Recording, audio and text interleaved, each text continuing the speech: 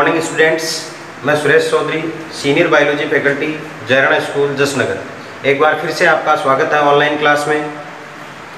कल हमने बायोलॉजी के अंदर आपके केमिकल कोऑर्डिनेशन इन ह्यूमन के अंदर पढ़ा था और उसी के आगे कंटिन्यू करते हुए आज हम ग्लैंड्स के बारे में पढ़ेंगे। और उसमें पहली ग्लैंड जो है आपकी केमिकल कोऑर्डिनेशन के अंदर, जिसमें अपन एंडोक्राइन सिस्टम की बात कर रहे थे, तो एंडोक्राइन सिस्टम के अंदर आपकी पहली ग्लैंड जो अपन पढ़ेंगे वो है पिट्यूटरी ग्लैंड, पीयूष ग्रंथि। पीयूष ग्रंथि कहाँ लोकेटेड होती है, कहाँ स्थित होती है ब्रेन के अंदर, उसके बारे में अपन जानकारी लेते हैं पहले। तो पीयूष ग्रंथि जो है वो आपके ब्रेन के अंदर जो हाइपोथैलेमस है, उस हाइपोथैलेमस के द्वारा इस प्रकार से जुड़ी हुई होती है और उसके नीचे की ओर लटकी हुई होती है। मटर के दाने के समान इसका आकार होता है।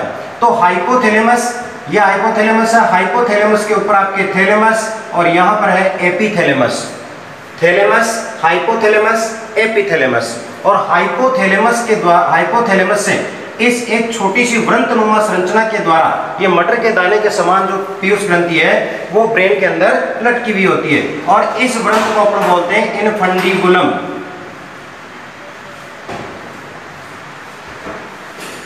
इनफंडिबुलम, जिसके द्वारा ये जुड़ी हुई होती है।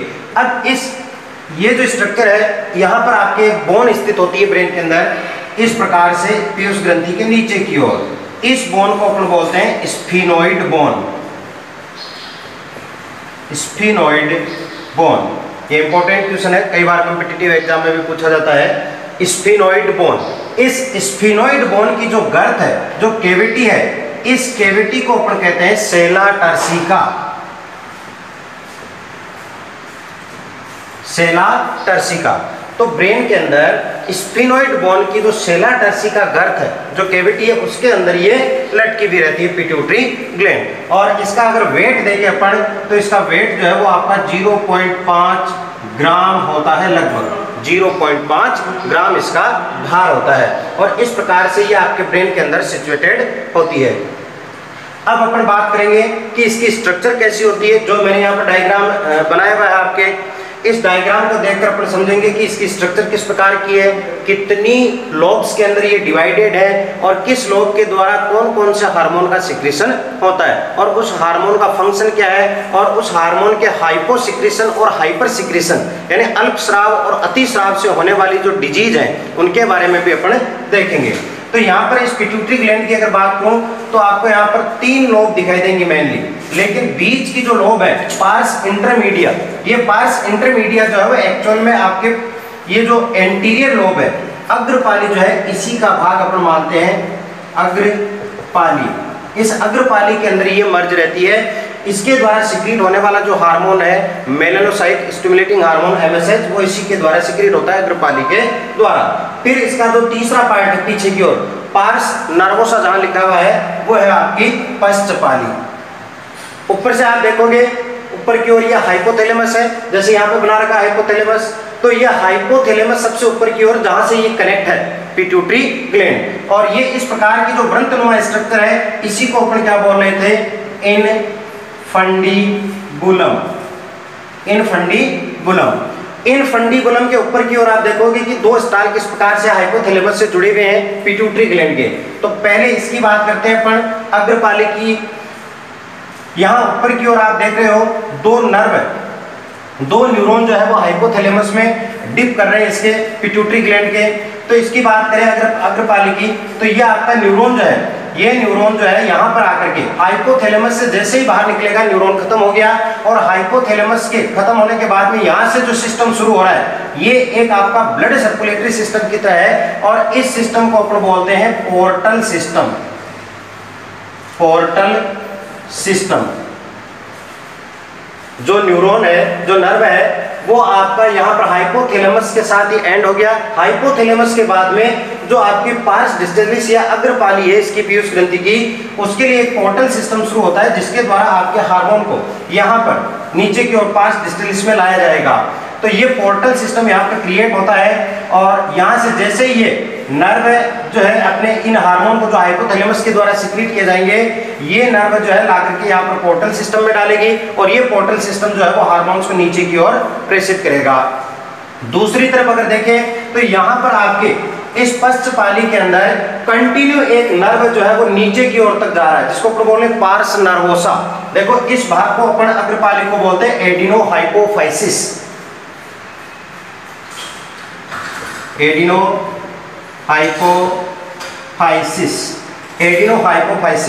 ये एडिनोहाइपोफाइसिस आपके कंप्लीट नर्व की नहीं बनी हुई होती है। नर्व जो है वो हाइपोथैलेमस में आपका क्या हो गया, यहाँ पर आकर के स्टॉप हो गया, फिर आगे की ओर पोर्टल सिस्टम है जिसके द्वारा इस हार्मोन को नीचे की ओर ले जाया जा रहा है। दूसरी तरफ आपके जो यहाँ पर पार्स नर्वोसा, जिसको अपन न्यूरोहाइपोफाइसिस भी कहते हैं। न्यूरोहाइपोफाइसिस के अंदर आपके क्या है, कंप्लीट जो नर्व है वो ऊपर से लेकर के हाइपोथैलेमस से लेकर के कंप्लीट एक नर्व स्ट्रक्चर जो है वो फैली हुई है। पश्चपाली जिसको न्यूरोहाइपोफाइसिस कहते हैं अपन। न्यूरोहाइपोफाइसिस और एडिनोहाइपोफाइसिस के जो एंटीरियर पार्ट है जो हाइपोथैलेमस से जुड़े हुए हैं, ये आपके नर्व है। तो न्यूरॉन है, न्यूरॉन से जो हार्मोन सिक्रीट होंगे इनको अपन कह सकते हैं न्यूरो हार्मोन। यहाँ पर इन हार्मोन को अपन क्या कह सकते हैं, न्यूरो हार्मोन। और न्यूरो हार्मोन नीचे की ओर फिर आपके यहाँ पर पिट्यूटरी ग्लैंड में सिक्रीट किए जाएंगे। पिट्यूटरी ग्लैंड के अंदर जो सिक्रीट होंगे उन हार्मोन के बारे में अपने यहाँ पर देखेंगे। यहाँ कोई पोर्टल सिस्टम नहीं बनता है। यहाँ पर न्यूरोहाइपोफाइसिस के अंदर कंटिन्यू आपका जो नर्व है वो नीचे की ओर, नीचे की लोब तक एंटर करता है। तो ये एक कंप्लीट बिना पोर्टल सिस्टम के है। डायरेक्ट यहाँ पर आपके हार्मोन जो है वो रिलीज किए जाएंगे इसके द्वारा। ये जो एंटीरियर पार्ट है न्यूरॉन का, इस एंटीरियर पार्ट के द्वारा जो हार्मोन रिलीज होगा वो इसके पोस्टीरियर भाग पर यहाँ से आकर के यहाँ पर इस पार्स नर्वोसा के अंदर आपके क्या होंगे, रिलीज होंगे। और इंटरमीडियन जो है पार्स इंटरमीडियन वो इसी के अंदर मर्ज हो रखा है पार्स डिस्टलिस के अंदर, जिसके द्वारा हार्मोन सिक्रीट किया जाता है। तो ये कंप्लीट आपके स्ट्रक्चर है। इस यहाँ की इस स्ट्रक्चर को अपने बोलते हैं पार्स ट्यूबुलरिस, जो एडिनोहाइपोफाइसिस का पार्ट है। ये आपके पार्स डिस्टलिस है। इधर आपके पश्चपाली का जो भाग है इसको बोलते हैं पार्स नर्वोसा और ऊपर की ओर आपके है हाइपोथैलेमस। अब अपने यहाँ पर बात करते हैं कि इस एडिनोहाइपोफाइसिस के द्वारा कौन कौन से हार्मोन सिक्रीट होते हैं और न्यूरोहाइपोफाइसिस के द्वारा कौन से हार्मोन सिक्रीट होते हैं। एक छोटा सा फॉर्मूला यहाँ पर बना देते हैं एडिनोहाइपोफाइसिस के लिए।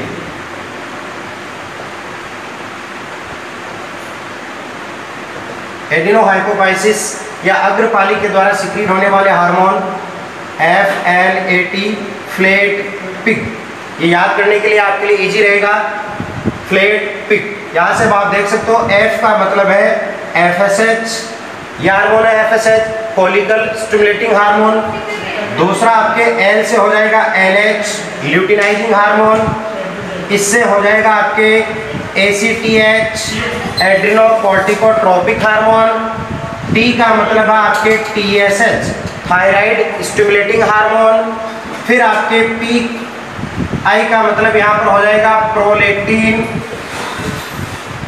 और G का मतलब यहाँ पर है GH, ग्रोथ हार्मोन। तो आपको याद करने में थोड़ी आसानी होगी।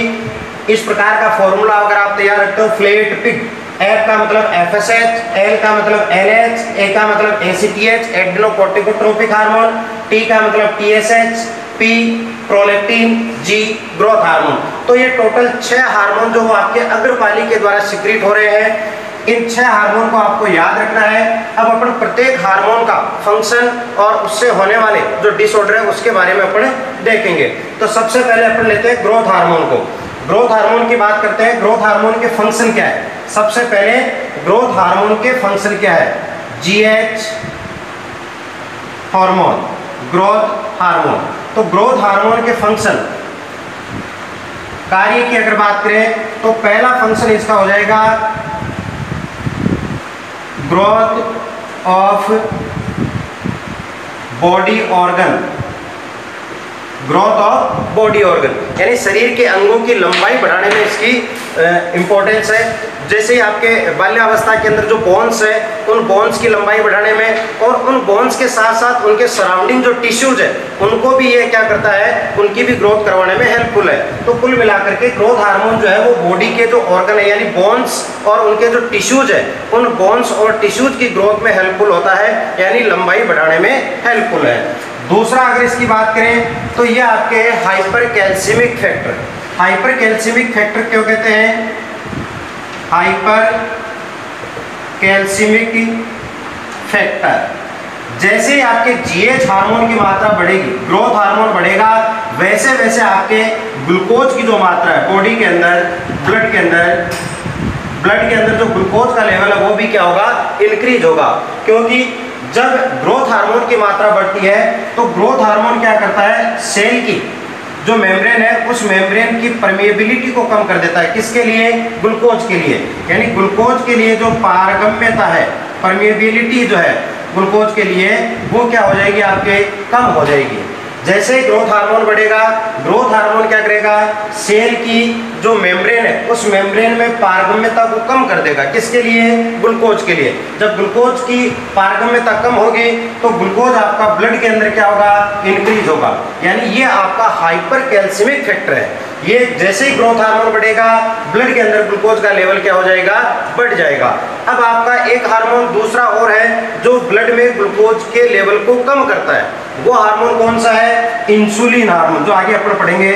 इंसुलिन हार्मोन, ये इंसुलिन हार्मोन क्या करता है, ग्लूकोज के लेवल को डिक्रीज करता है, यानी ग्लूकोज को ग्लाइकोजन में कन्वर्ट करता है। इसका मतलब ग्रोथ हार्मोन तो ग्लूकोज को बढ़ा रहा है और इंसुलिन हार्मोन क्या करता है, ग्लूकोज को कम करता है। ये एक दूसरे के विपरीत हो गए। इसलिए अपन ये कह सकते हैं कि ग्रोथ हार्मोन और इंसुलिन हार्मोन जो है वो एक दूसरे के क्या है, एंटागोनिस्टिक हार्मोन है, एक दूसरे के विपरीत कार्य करने वाले।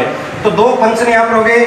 तीसरा फंक्शन अगर यहाँ पर अपन देखें तो ये कैल्शियम के एब्जॉर्प्शन को बढ़ा देता है, यानी कैल्शियम का जो अवशोषण है वो बढ़ जाता है। ग्रोथ हार्मोन से कैल्शियम का जो अवशोषण है वो क्या हो जाएगा, इंक्रीज हो जाएगा। जब कैल्शियम का अवशोषण या एब्जॉर्प्शन इंक्रीज होगा तभी आपके बोन्स की लेंथ बढ़ेगी। इसके बाद में अगर नेक्स्ट फंक्शन देखें तो सेल डिवीजन। सेल डिवीजन यानी कोशिकाओं का जो विभाजन है उसको भी इंक्रीज करता है। जब सेल डिवीजन आपका इंक्रीज होगा तो लेंथ अपने आप बढ़ेगी। तो ये कुछ मेजर फंक्शंस हैं जो ग्रोथ हार्मोन के हैं। बॉडी ऑर्गन और टिश्यूज को इंक्रीज करता है, उनकी ग्रोथ बढ़ाता है। हाइपर कैल्सिमिक फैक्टर है, यानी जब आपके ग्रोथ हार्मोन बढ़ेगा तो जीएच के इंक्रीज होने पर ग्लूकोज का लेवल बढ़ेगा ब्लड के अंदर, और ग्लूकोज का लेवल इसलिए बढ़ेगा क्योंकि जीएच के बढ़ने से, जीएच के इंक्रीज होने से जो सेल की परमेबिलिटी है ग्लूकोज के लिए वो क्या हो जाती है, कम हो जाती है। इसके अलावा कैल्शियम का अवशोषण बढ़ेगा, सेल डिवीजन इंक्रीज होगा। ये सारे फंक्शन किसके हैं, ग्रोथ हार्मोन के हैं। अब इसके बाद में अपन ग्रोथ हार्मोन के कुछ डिसऑर्डर्स देखते हैं कि जब ग्रोथ हार्मोन जो आपका है वो हाइपर सिक्रेशन या हाइपो सिक्रेशन इसका होता है तो किस प्रकार की डिजीज हो सकती है वो अपन यहाँ पर देखते हैं।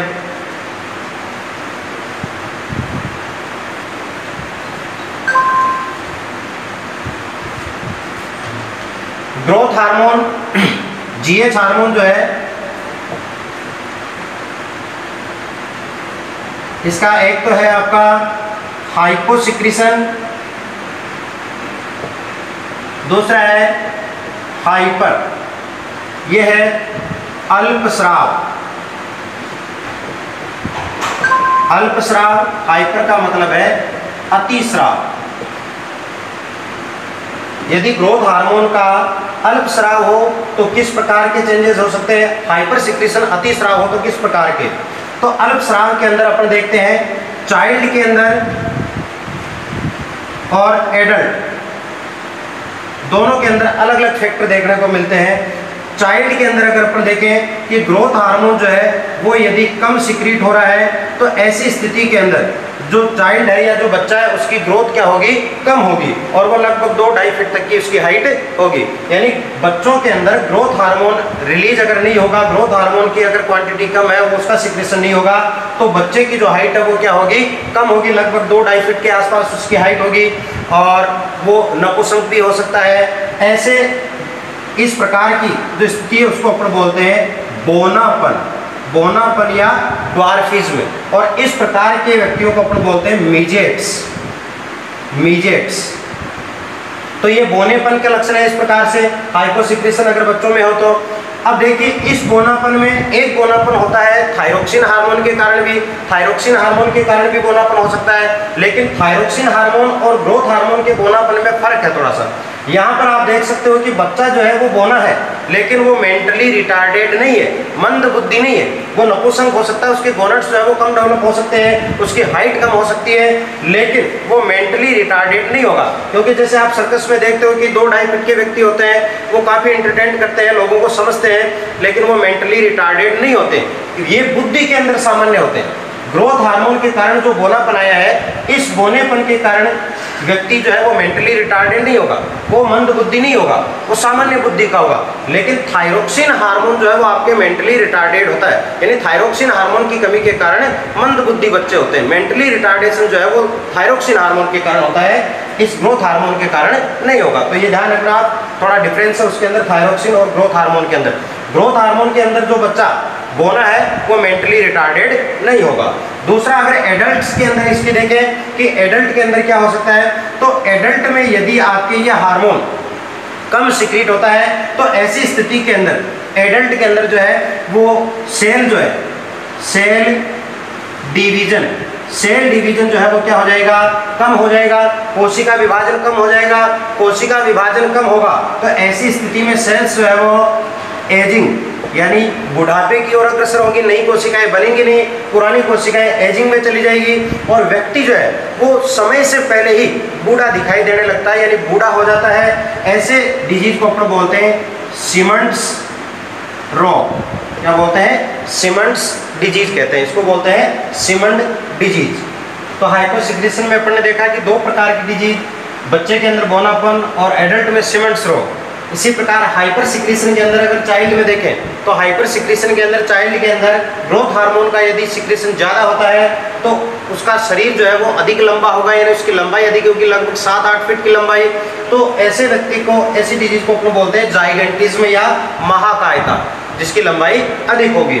एडल्ट के अंदर यदि ग्रोथ हार्मोन का सिक्रेशन ज़्यादा हो रहा है तो ग्रोथ हार्मोन के सिक्रेशन से एडल्ट के अंदर क्या होगा, थिकनेस आ जाएगी, जो ऑर्गन्स है, लंबाई नहीं बढ़ेगी उसकी, उसके जो ऑर्गन्स है उनके अंदर थिकनेस, जैसे अंगुलियां जो है वो थिक हो जाएगी, यहाँ से अंगुलियां थिकनेस हो जाएगी, जबड़े जो है उनकी हड्डियां जो है या जबड़े के जो हड्डियां हैं उनमें थिकनेस आ जाएगी, उनकी लंबाई बढ़ जाएगी। कई बार क्या होता है कि जो पीछे की आपकी मेरुरज्जु है, जो वर्टिब्रा है, वो और लंबाई उसकी बढ़ने से कुबड़ापन आ जाता है, पीछे से झुक जाता है व्यक्ति, उसको अपन बोलते हैं कुपोइसिस। और ये जो डिजीज है एडल्ट के अंदर ग्रोथ हार्मोन के सिक्रेशन होने से, उसको अपन बोलते हैं अग्रातिकायता,